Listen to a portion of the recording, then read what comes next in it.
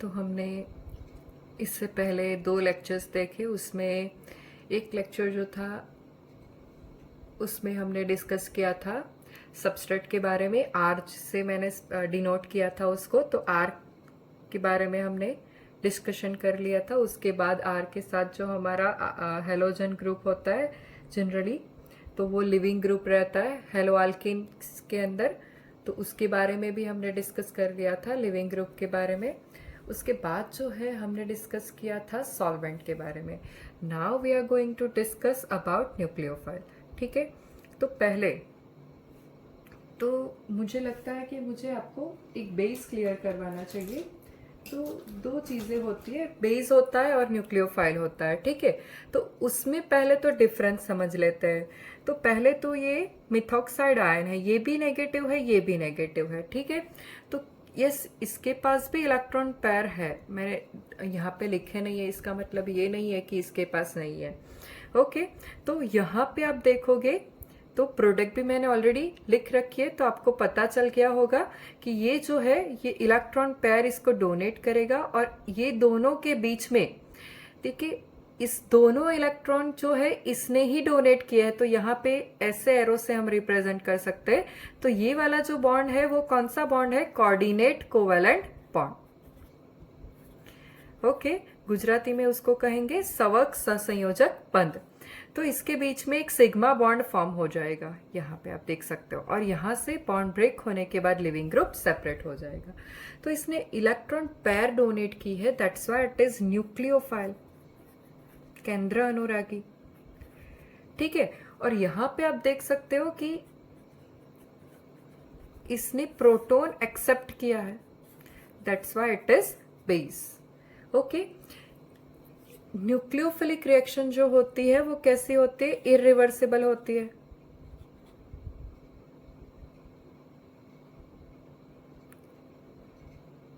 Reversible, ठीक है, और ये रिएक्शन जो होती है वो कैसी होती है? रिवर्सिबल होती है। तो इरिवर्सिबल रिएक्शन को हम रेट कंट्रोल रिएक्शन बोल सकते हैं। रेट कंट्रोल रिएक्शन जो होती है उसको जनरली केसीपी से रिप्रेजेंट किया जाता है, केसीपी। ठीक है, the full form is what? Kinetically controlled process. Okay, reversible reaction जो होती है वो स्टेबिलिटी कंट्रोल रिएक्शन बोलते हैं उसको। ठीक है, अगर एक बार रिएक्शन हो भी गई तो स्टेबिलिटी नहीं आई तो वापस से वो रिवर्स होके जो स्टार्टिंग में जहां था उस वहां पे पहुंच जा सकता है। ठीक है, तो उसको हम स्टेबिलिटी कंट्रोल रिएक्शन बोल सकते हैं। ओके, या फिर thermodynamically control process, thermodynamically control process. So now we have clear that what is mean by the nucleophile and what is mean by the base. A single substance where in some reaction acts as a nucleophile, whereas in some reaction it acts as a. So next we are going to discuss the strength of nucleophile. तो जैसे कि हमने अभी तक पढ़ा कि nucleophiles are the electron donating particle such as OH minus, SH minus, in that O is having electrons, S is having electrons. Okay, RC double bond O, O minus, NH2 minus, okay, H2O, PHOH, ROH, RC double bond O, OH. So now we are going to discuss that which nucleophile acts as faster या फिर which nucleophile is having high reactivity. Okay, तो उसको हम बोलेंगे न्यूक्लियोफिलिसिटिक। क्या बोलेंगे उसको हम? न्यूक्लियोफिलिसिटिक।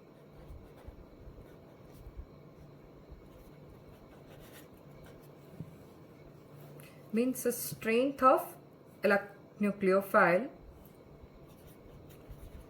It means the strength of nucleophile. Okay, or we can say that the tendency to donate electron pair. So let's discuss its rules. So rule 1, समझो कि हमारी रिएक्शन के अंदर एक तो OH माइनस है, मीन्स यहाँ पे माइनस, सॉरी, और एक है H2O. So which one is having higher reactivity? OH minus. Why? The reason is conjugate base is having higher reactivity than the acids. So first thing is that this is conjugate acid. Okay, this is conjugate acid. Why it is a conjugate acid? Because it has donated its proton. Okay, and this is our acid. Fine. Sorry, this is our conjugate base and this is our acid. ये acid है, इसने proton donate किया है, right? और ये बना है, तो ये हो जाएगा हमारा conjugate base. So conjugate base is having higher reactivity than the conjugate acid. We have already discussed nucleophilicity. Okay, now we are going to understand some example based on this. First, rule number 1 is conjugate base is having more nucleophilicity than the acid.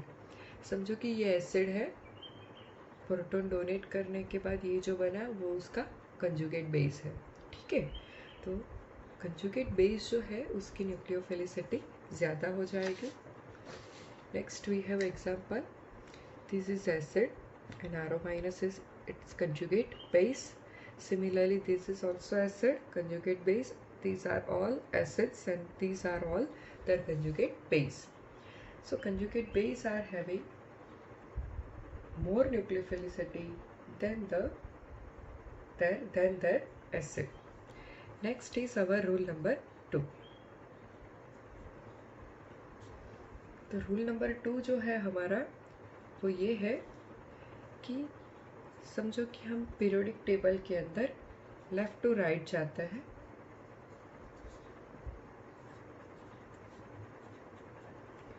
तो what you can say about it's electronegativity.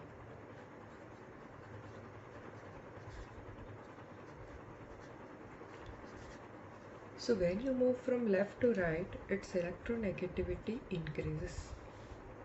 Okay, so what you can say about nucleophilicity? So as the electronegativity increases, nucleophilicity decreases. Nucleophilicity decreases. Okay, so if I give you example of Cl minus and SH minus, then chlorine is more electronegative, so nucleophilicity of SH minus is more.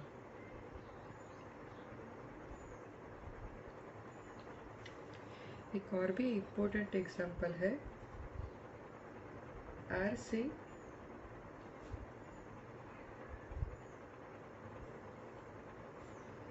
Triple bond C negative, RCH double bond CH negative, RCH2 CH2 negative. So here it is sp, sp2 and sp3. This is the reason that more electronegativity इसकी हो जाएगी due to more S character. That's why less nucleophilicity. Okay.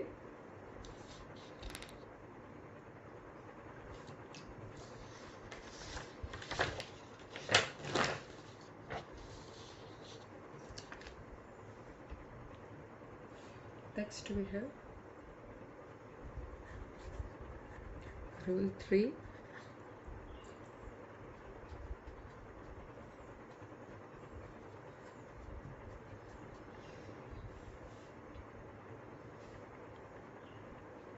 when we move from top to bottom in a periodic table, okay, size increase हो जाती है.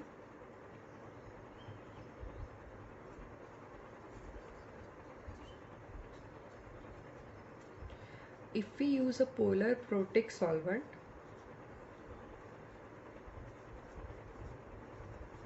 then this anion will get solved. Okay, आप एक बात सोचो कि F minus की size ये होगी, क्लोरीन की ये होगी, ब्रोमीन की इससे ज़्यादा हो जाएगी, आयोडीन की इससे भी ज़्यादा हो जाएगी. ओके, तो ये साइज बड़ी है, राइट. तो उसकी इलेक्ट्रॉन डोनेटिंग पावर ज़्यादा हो जाएगी, और इलेक्ट्रॉन डोनेटिंग पावर ज़्यादा हो जाएगी तो उसकी न्यूक्लियोफिलिसिटी भी ज़्यादा हो जाएगी. तो न्यूक्लियोफिलिसिटी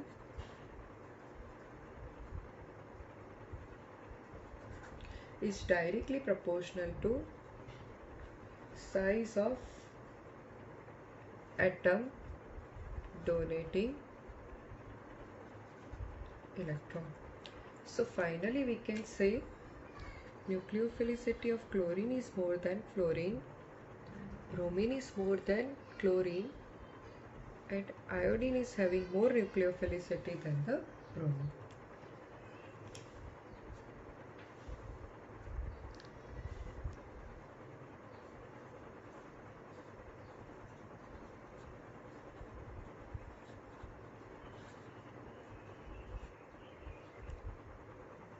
तो आपका ऐसा क्वेश्चन दिया जाए तो डेफिनेटली इलेक्ट्रोनेगेटिविटी इसकी ज़्यादा है ना, O माइनस की.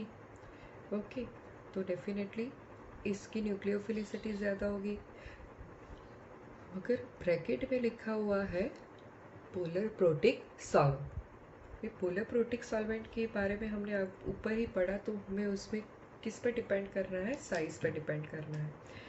तो ये दोनों में साइज़ किसकी ज़्यादा होगी, इसकी ज़्यादा हो जाएगी. ये दोनों में भी साइज़ किसकी ज़्यादा हो जाएगी, इसकी हो जाएगी. ठीक है, ये दोनों में भी इसकी. तो फाइनली पोलर प्रोटिक सॉल्वेंट्स में हमें देखना है कि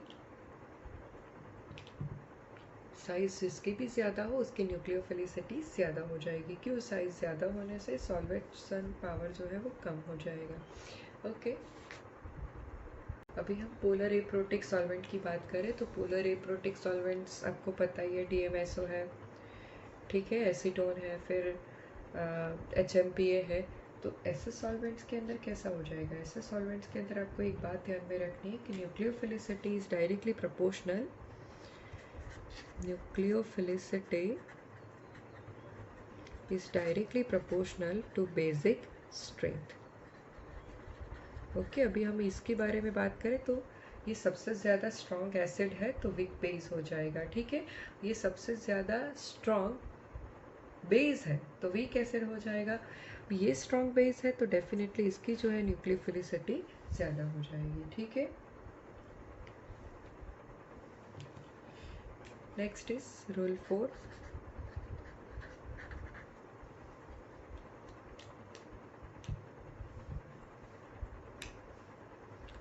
nucleophilicity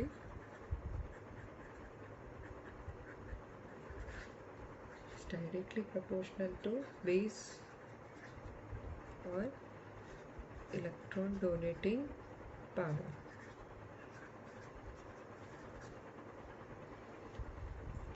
Okay, so first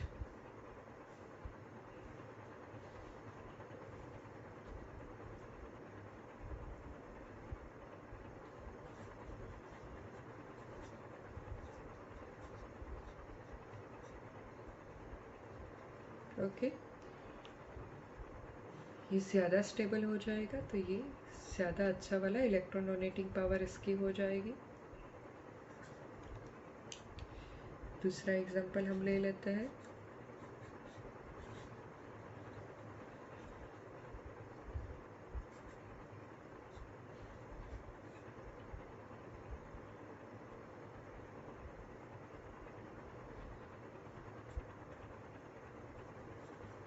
okay, इसमें ये ज़्यादा स्टेबल है तो इलेक्ट्रॉन डोनेटिंग पावर जो है वो इसका बढ़ जाएगा.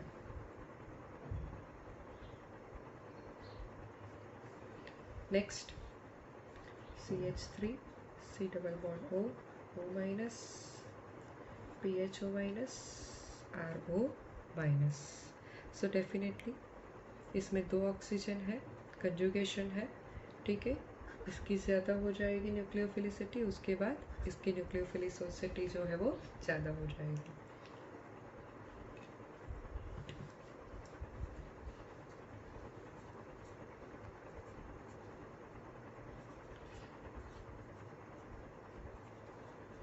यहाँ पे दोनों तरफ ऑक्सीजन जो है वो इलेक्ट्रॉन डोनेट कर रहा है, मगर यहाँ पे R है तो चार्ज बढ़ेगा, अगर चार्ज बढ़ेगा तो न्यूक्लियोफिलिसिटी भी उसकी ज़्यादा हो जाएगी,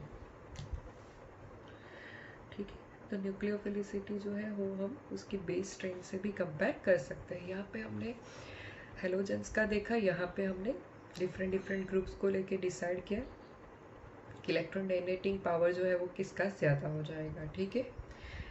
इलेक्ट्रॉन जो डोनेट करता है वो बेस है, प्रोटॉन एक्सेप्ट करता है वो बेस है। Let's discuss rule 5।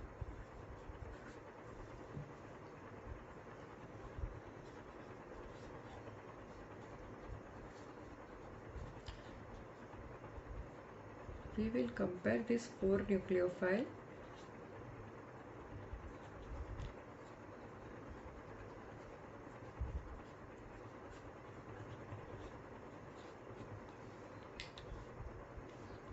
अभी यहाँ पे आप देखते हो कि when you move from left to right, definitely this is simple, this is primary, secondary, tertiary, ये R ग्रुप जो है वो ऐसे बढ़ता जाता है, तो इसके हिसाब से डेफिनेटली बेसिक स्ट्रेंथ तो इंक्रीज होने वाली।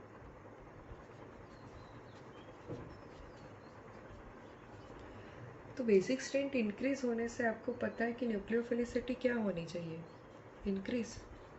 न्यूक्लियोफिलिसिटी जो है वो यहाँ पे डिक्रीज हो रही है, तो रीज़न यहाँ पे एक्चुअल क्या हो सकता है कि बेसिक स्ट्रेंथ बढ़ने से न्यूक्लियोफिलिसिटी कम हो।